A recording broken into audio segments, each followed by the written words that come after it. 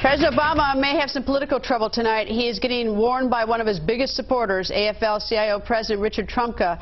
And just hours ago, Trumka made a statement warning President Obama that he may not get the support of the AFL-CIO. Now, that's big, and that would hurt. Joining us is Christina Bellantoni, Associate Politics Editor for Roll Call. Nice to see you. Hi. All right, what did the president of AFL-CIO say? Well, he's essentially taking a look at what the labor union can do sort of outside of the president's re-election campaign.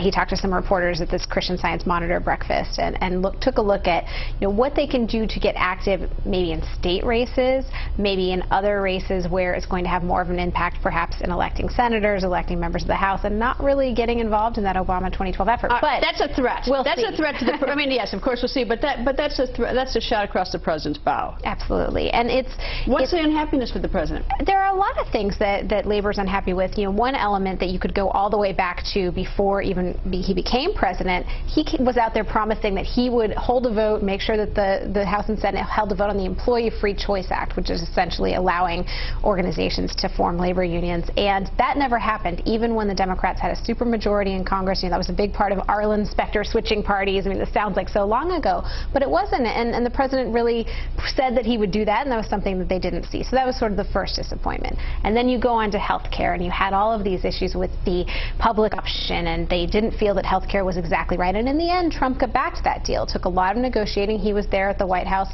when the president sort of finalized the deal, and he said, okay, I'm going to support this. But a lot of these workers are very unhappy with that. And then you throw in unemployment.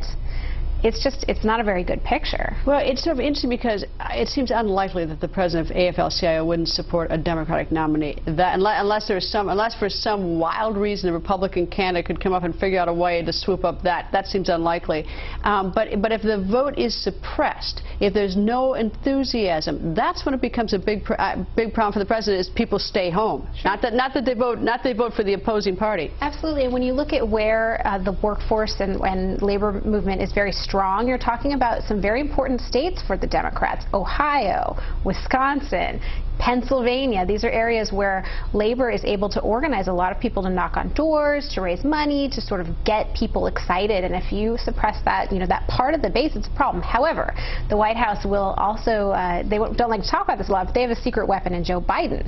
He was a very, very strong friend of labor when he was in the Senate. They deployed him a lot in 2008 when he was the vice presidential nominee to make sure to court these labor activists, to make sure they were still going to be on Obama's side, beyond. And I would not be surprised at all if you see him out on the trail. Yeah, but even if you see Vice President Biden out on the trail, it's almost like those town hall meetings are going to say, because the union leaders are going to say, well, what have you done since you've been vice president? I mean, that's great. You were great as you're a great weapon in the last campaign. You're a great weapon for the Democratic Party in the run-up. But what have you done since? Right, and I think that's one reason too why you'll hear Obama continue to give this line about Republicans represent the fat cats, and the Republicans that really want to just give away tax breaks to corporations, and they're not for the everyday worker. Another element you're hearing them stress a lot is that the Republicans in the presidential debate have not talked about the middle class. That's really a dog whistle to not just the labor movement, but to a lot of that liberal base that he needs to turn up in 2012. See, I thought the president had a tin ear. Maybe I don't know if it's the president who did it or the DNC, but in selecting North Carolina, a right-to-work state for the Democratic Convention, I thought, what were they thinking? Because they need the union vote, and so they picked the state that's a right-to-work state. I mean, that was dumb, I thought.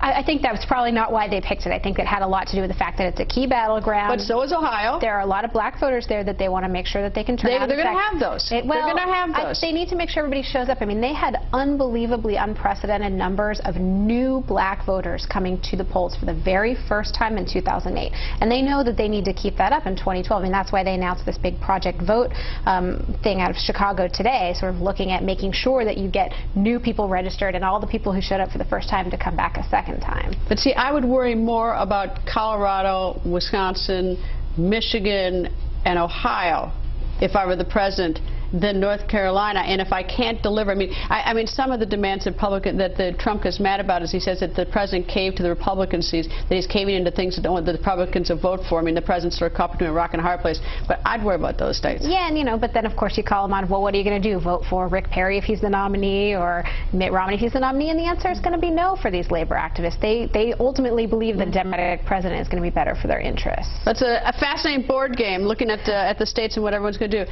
Thank you very much for joining us. Thank you, and congratulations on being a powerful woman. Thank you very much. It's because I have the platform here at Fox News, so it's actually I appreciate Fox giving me the platform. Thank you, and a good staff that works really hard. Thank you.